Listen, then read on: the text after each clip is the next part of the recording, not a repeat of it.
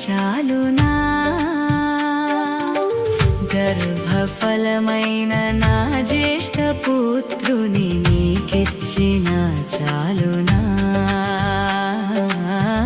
గర్భఫలమైన నా జ్యేష్ఠ పుత్రుని నీకిచ్చిన చాలునా